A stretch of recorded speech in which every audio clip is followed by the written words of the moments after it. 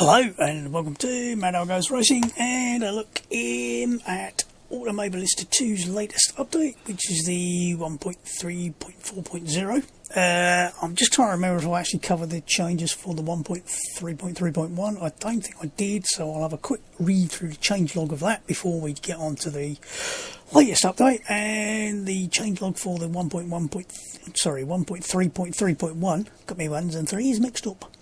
Fixed excessive helmet cam wobbling. Adjusted FFB for all front-wheel drive cars, karts, Formula Racing and BMW M8. Adjusted Formula Retro Gen 3 AI start performance. Adjusted Formula 3 AI rolling resistance. Road America various updates to trackside objects. Added the band layout. Minor AI adjustments. Fixed missing Reynard 98i Toyota. Formula Retro Gen 2 fixed tyre texture bug. Formula USA, both gens, added damage stroke dirt texture, updated rain tyre texture. Reynard 2KI added gold wheels for the numbers 26 and 27 liveries. Now, if my tablet will play ball and swap over to the other tab without taking 3 hours. Oh, here we go. Right. This is the changelog from version 1.3.3.1 to the version 1.3.4.0.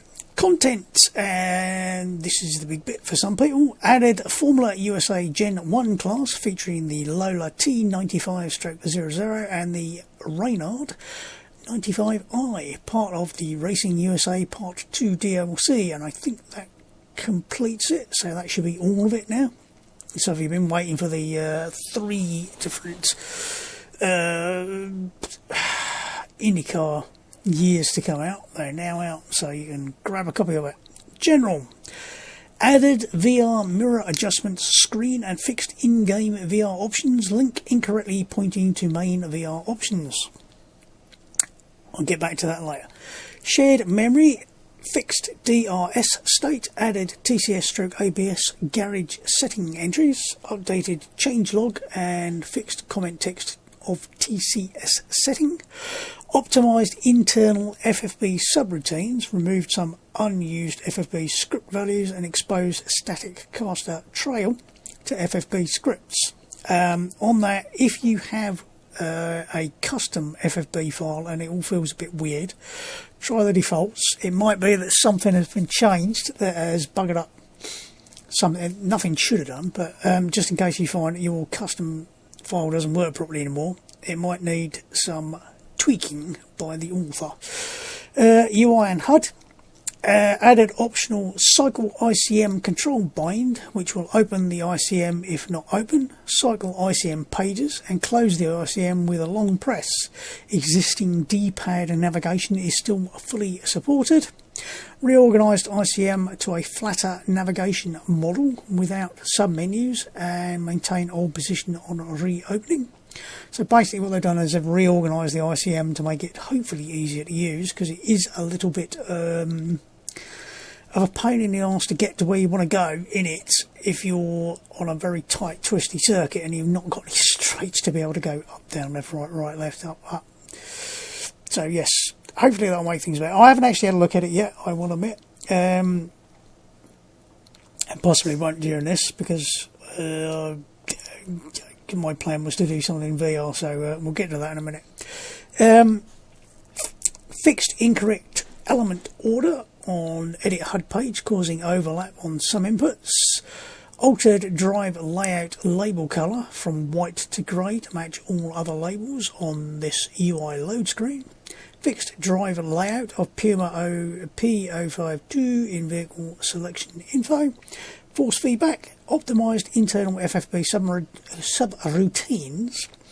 Removed some unused FFB script values and exposed static caster trail to FFB scripts. I'm getting deja vu.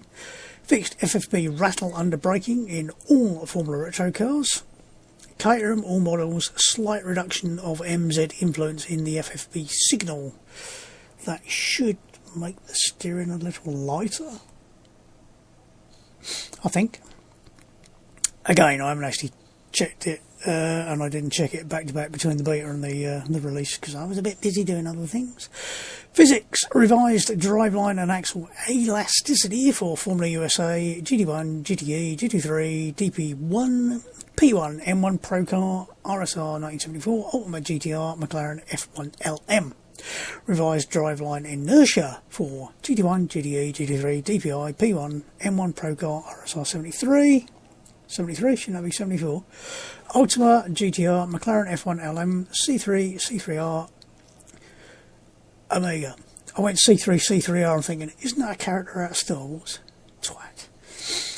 Added engine support for thermostatic water cooling. Increased ABS update frequency. I'm sure somebody's now going, what's thermostatic water cooling? Revised turbo model for Formula Classic G1, Formula Classic G2 M3, Formula Retro G3 Turbo. Reduced Formula Classic G2 M3 fuel tank size to 150 litre, accurate to Gen 2 regulations. Improved Formula Classic G3 M1 and M2 sequential shift reliability. McLaren MP41C fixed gearbox error. Revised engine heating and cooling properties for Formula Vintage, Formula Retros, Formula Classics, Formula USA, all gens, and set default radiator opening to 80%. Revised engine heating and cooling rates for Formula 3, Ginetta G40, BMW 2002, MRX P4, Copa Classics and Hot Cars. Super V8 fixed error in hard tyres causing a physics crash. Updated default setups for Formula USA all gens, Formula Classic G1, F309, Porsche RSR, Corvette C3R, Formula Vintages both gens, Formula 301, MCR 2000, setup reset recommended. In other words, do it.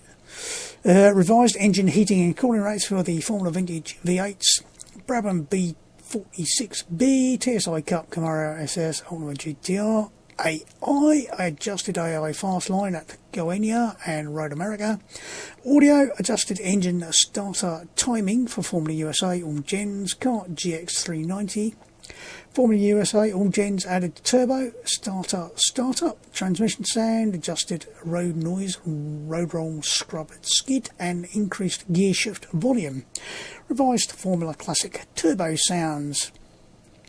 Tracks, Road America. I'm going TLDR. Added foundations under various buildings, redone terrain areas, tweaked emissive glow for the cafe interior, added light mat for Corvette Bridge, added advertisement boards, cafe benches, small garages and workshop building, terrain shadows, tweaked normals of rumble strips, reworked T5 entry exit runoffs to 2021 spec, added grass creek bits, added small curb extension to Canada Corner, added motorcycle school building, reworked warm collisions, updated curb at Kink exit to 2021 spec, added T14 ad board, administrative building, optimised a few textures and materials, added registration building, added terrain under the building, added north entrance gate, a few more buildings at north paddock, optimised some of textures, object settings and LODs, let some trees grow a bit. Okay. Added bungalow buildings, distant power line and entrance sign, a few changes to entrance gate, a few more huts, corrected position height of a few grandstands, added generic vehicles, tents, huts, houses, small shacks, people, other various generic assets, moved a tree blocking the 400-foot brake mark at Canada Corner, adjusted track cut limits, T5, T8 optimisation pass. So nothing major there then. Bathurst fixed wall hole at the pit entrance, expanded runoff road at Hell Corner up to the orange barriers. Cavello, minor lot adjustments, upgrade tree line shader, added 3D tree shadows, optimised object export with latest standards. Londrina, reorganised pit box, garage positions, minor tweaks to shadow casters and pit markings, Brands Hatch, fixed crowd alignment issue. Added variable crowd attendance per session, added 3D tree shadows, fixed normals on winter grass. Spielberg smoothed some abnormal track surface, short layout, bridge, road, T1 and T10 apex curve. Added variable crowd attendance per session, removed some excess crowds on short layout, added brake markers for short layout T2, minor lot fixes. Watkins Glen added 2 missing trackside buildings. Kyalami revised track cut limits, relaxed T13 runoff, reduced T16 runoff. Daytona, minor static object mod fixes, fixed emissive control on an outer building. Jerez, whoops, too far, roll back. Minor log fixes. Nürburgring, enabled score towers, fixed some static object alignments. Montreal Historic, fixed winter gravel lot issue. Global trackside assets fixes. Tweaks to smoothing grips of motorhome lot B models. Tweaks to AO of a few tents, new variations of tents. Added VR cams to Cable Park, Grandia Viana. Interlagos Cart and Buscarud. Cubital Outer, minor trackside camera adjustments. Car vehicles, Cobra Truck added driver animations for all models. Formula Classic revised driver animation, all models. I've scrolled up too bloody far again. Caterham's revised driver animation, all models. VW Polo GTS fixed damage models. Art Camaro fixed oil temp needle. Caterham 620R fixed oil temp needle. Formula Retro G3 fixed missing backfire flame animation. Lancer Cup added 6 new liveries to the Lancer RS model. Formula USA fixed livery override bug, fixed all black and white wheel rims. Sorry, black wheel rims. I don't know where I got white from, I'm just reading things in on there. Formula USA added support for silver, black and gold wheels in livery customization. Requires update to custom livery definitions. GT3 added 2 new liveries for McLaren 720S GT3. Lancer Cup added 6 new liveries for Mitsubishi Lancer R. Cobra Classic added 3 new liveries to Passat B-Class and 2 new liveries to Gol B-Class. Here endeth the reading. Now, going back a bit.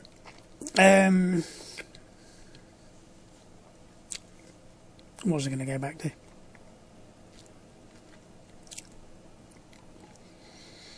The ICM, like I said, I was going to have a look at that, but what I was going to do, and I've actually already recorded this bit, so I'm doing this arse about face, and hopefully I'll remember to push the right buttons to make it so I'm actually recording the sound off this microphone, not off the old headset. I'm going to go in and I'm going to have a test day session in one of the new, I think it was the Lola Ford 95 cars at Watkins Glen, but do it in VR, and I'll show you a couple of the VR menus. But before we do that, just make sure I got the right car selected here. We'll have a look at the Lola and the Reynard in the showroom. So this is the Lola 95. I think they're a little bit simpler than the 98 car. There's not a huge amount of difference between the 98, the 95, the 98 and the 2000. I mean, you're talking about a 5-year period, so I did have a look the other week and sort of looked to see if I could find some actual specification changes or anything, but I couldn't find a lot. Some people might say, well, why didn't you go for a much earlier sort of like 60s or 70s Indy and then 90s and then 2000s, but I'm assuming there was some reason behind picking the particular 3 years they did, licensing conditions or whatever, and whether or not some of the future DLCs will have some older stuff in it. For I believe one of the DLCs was like more aimed at much older stuff, generally speaking. So, but very nicely modelled, lovely looking car. Good old Lola. She's a showgirl, etc. This is the Reynard, so if we have a look at that, again, all really nicely modelled. Come on, zoom out a bit.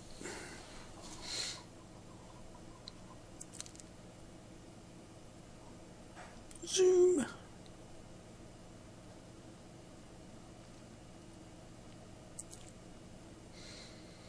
I always think the Indy cars are quite simplistic looking, aero-wise, compared with sort of Formula 1 and some of the bullshit they had on Formula 1 cars over the years, with way too much little winglets and extra bits and pieces everywhere. The Indy cars, by comparison, always looked simpler in a nice aesthetic way. So, but very pretty car. and very effective as well.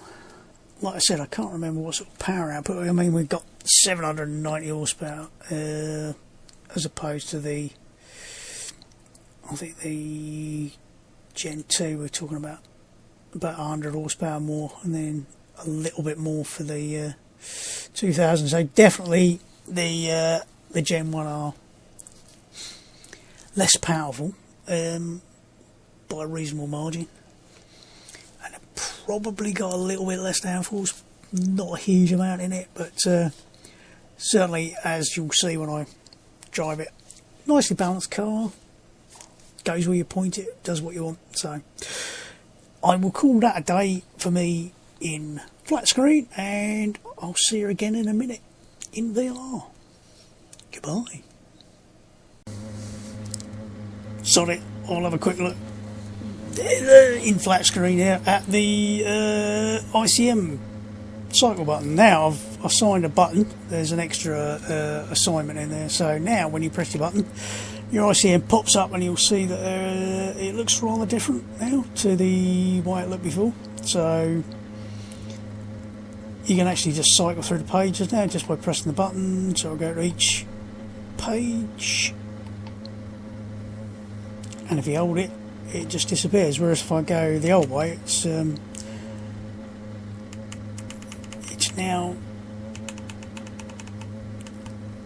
a little bit different. So they've changed it overall anyway, by the looks of it. Like I said, I hadn't actually looked at this, so you can now, instead of having to go left and right button to go there, you just hold your single button and just cycle through them. So you can. And also, if you press down, you now go to the top of the page, so you actually cycle through all the way. Whereas before you had to go up or down, depending upon where you were, which was a pain in the arse. So there was nothing worse than being at the bottom of the page there and then having to go all the way up the top. So now you can just go down to get there. So that's an improvement. I think I've got that the right way around, so it does the up and down in the right way. So now you can just literally, still a little bit, long press and it goes away. So yeah, that's a major improvement. Hopefully that should make life a little bit easier. I'm assuming it's still got the timeout on it, although you don't need it anymore if you've got the long close. So that was a quick look at the in-car menu. I think I'm overdoing the menus there, aren't I? So that's the new improved, and I have to say that it's definitely improved ICM, which is much more useful now. The only thing it now needs is the ability to move it wherever you like on the bloody screen, because having it down there, some people find it's too far down, because if you've got the bottom of your screen below the level of where your wheel is, to get your wheel to line up sort of like the top of your wheel with the virtual wheel, you might not actually be able to see it down there. So that's the next thing for them to do, is allow you to move it wherever you like. So that's a quick look at the ICM changes. So on with the whatever the hell I was doing. Back in a minute. Right, this is a quick test to see whether or not this is working. If it's not, I'm going to look a bit of a twat, but whatever. Options, virtual reality. And this is what I've got the things on at the moment. Auto select in gaze control means that basically if you stare at something long enough, it will get selected. I'm going to put that on manual.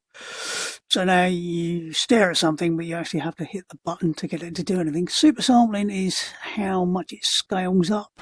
It's on 1.5. I'm not sure if that's right or not. It's right over there. It looks like it should be a lot less than that, but whatever. I'll leave it on that, whatever. Recenter view on boot should put it back to center every time the game starts. Every time on race start does exactly what it says. So when you start your race, it should recenter your view just in case it's drifted. I've had whenever I've used VR, this has worked for Project Cars 2 and for this without any problems at all. Near clip plane, can't even remember, but play with it if it does anything. I've got my thing set on 1080p, but it's borderless, so it's effectively a window. Hopefully it's recording that. Relatively low settings for most stuff. That works for me. Obviously, depending upon what hardware you've got, I'm using the original Oculus Rift, so it's not the highest resolution thing on the planet. But basically, going in here, and we're going to go with the new 95 spec Lola Ford Cosworth job. Just check to see what time. Yep. I set that to a bit earlier in the day, so it's a bit brighter. So it was a little bit dim, and we'll also set it to nice light cloud. Reason that being there, I just tried it a minute ago. Whilst I was trying to make sure I'm recording the right things, which hopefully I am here. It was actually doing what I hoped it would do, rather than being slightly silly and ended up recording the wrong sounds, which is also a possibility. Now, we're on the start-finish line. Really what I want to do was have a look at the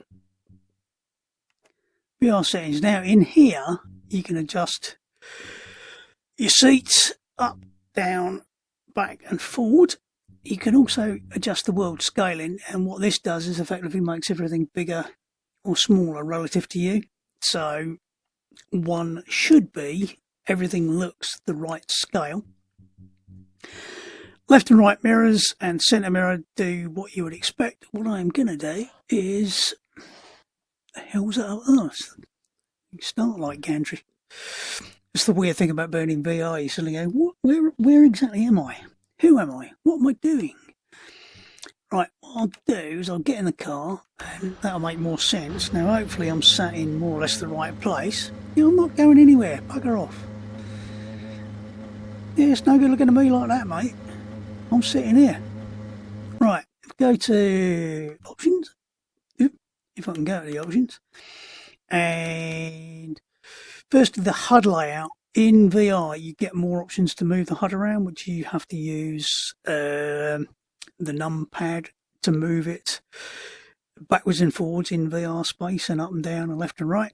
The trouble with that is you can't really see what I'm doing with it, because it displays differently on the mirror, which is what I'm recording, to what it does in here. So if I go into the VR menu,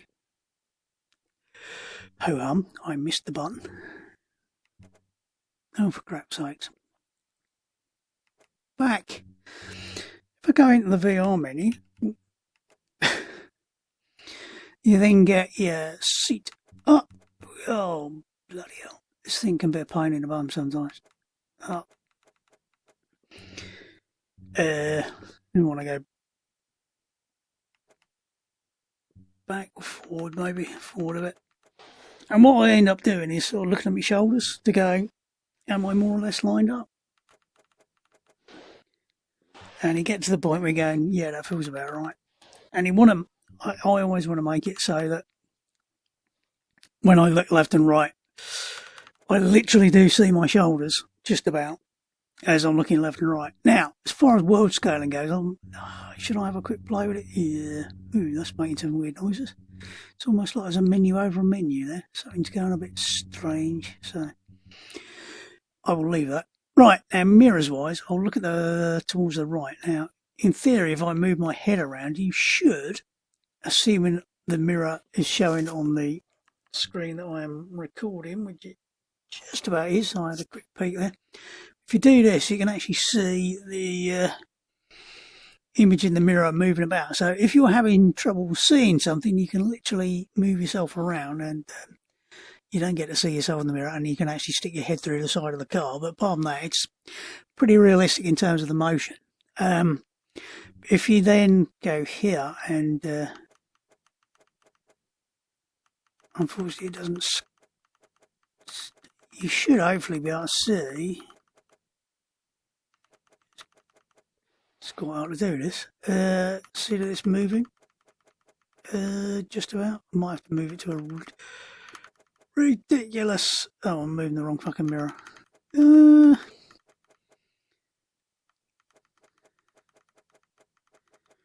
Oh! I didn't think I was working very well. Right, let's try the right mirror instead. Right. Now, you should hopefully see that the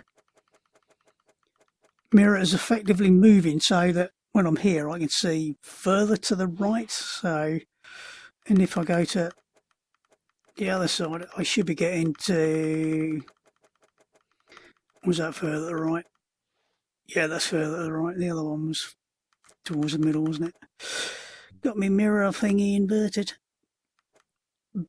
And then vertical tilt does what it says on the cam, which is tilts it up and down a bit so you can actually make sure that wherever your head is, you end up with sort of horizon in the right place for you. Obviously there is no correct term, because some people like to see a bit more horizon, some people might want to see a bit more road. I mean to me that's probably better than about that, because that means I've basically got the horizon centered on the mirror, and as the mirror is that particular shape, that means it's much wider in the middle, so I should get a better spread of things. The left seems possibly a bit... let's go to the same on that one. Yeah, that's about right. But you can spend ages. Should we just try this? I've got a feeling there's something going weird with that, so... Unless I go really stupid with it,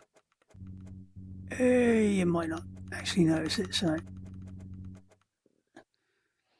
Everything, I think my steering wheel's now smaller. It's quite hard to tell at times whether or not you have, but yeah, my steering wheel is smaller, and I look like a midget.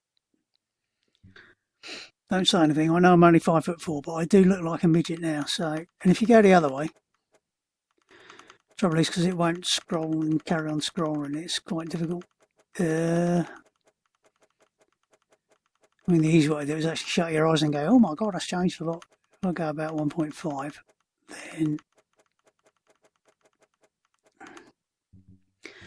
Oh my god, I'm enormous, everything's huge, I'm a giant. The thing is, it's only the stuff that's really close up that seems to change a huge amount. It's quite bizarre the way it does it, so...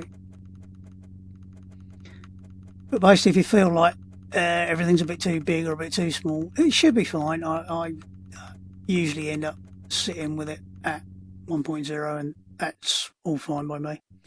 So I'll go back, and we'll actually, everything, yeah, feels about right. Sorry if it was a bit disorienting for you. Now, I think my HUD's probably in the wrong place a bit, but whatever, we'll leave it as is. I might even get rid of it actually. Should I get rid of the HUD? Yeah, what the hell, we'll put it on the simple one. Yeah, we'll go HUDless. I wouldn't normally drive like this, even in VR, I'd have the HUD up. And, it's weird because I'm seeing my steering wheel further away from me than it physically is now, because I've got more of a GT style, so I'm quite relatively close to my steering wheel, and it just feels like my arms are cramped up now, even though normally I feel fine.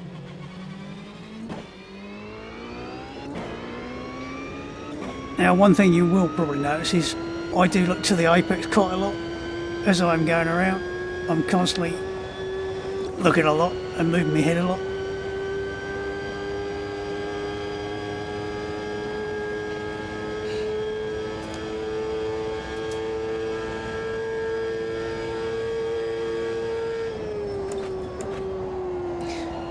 But I have to say, I've driven a couple of laps whilst just making sure this is set up alright for the VR, and this car does feel pretty nice.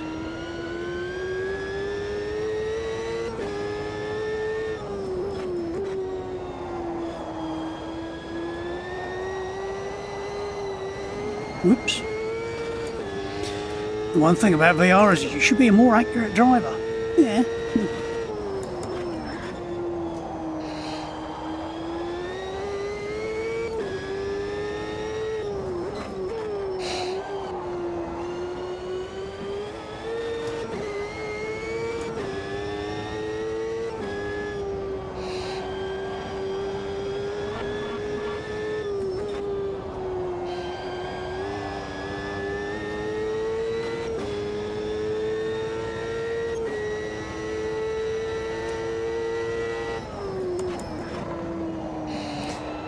There's things you'll see when you're in VR that you don't normally see, like on the steering wheel ahead of us there's this hole in it, and you're thinking, what would normally go in there?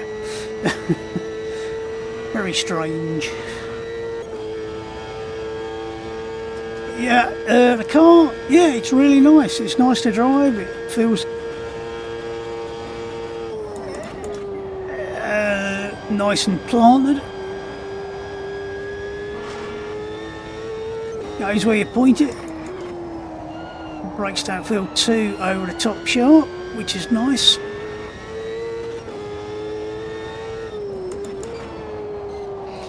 I don't know how it compares with the 98 and 2000 in cars in terms of spec, sort of downforce, power, etc. Because I haven't really looked. What was I saying about the brakes?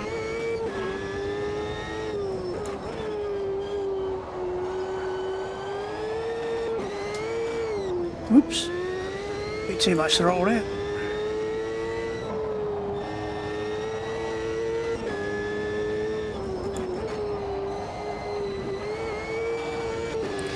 Now I'm deliberately trying to stick the back end out because I'm being an idiot, but there you go.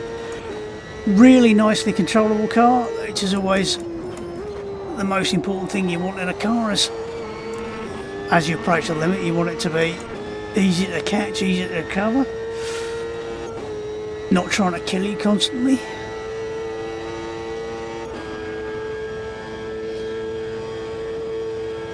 But it feels really nice around here.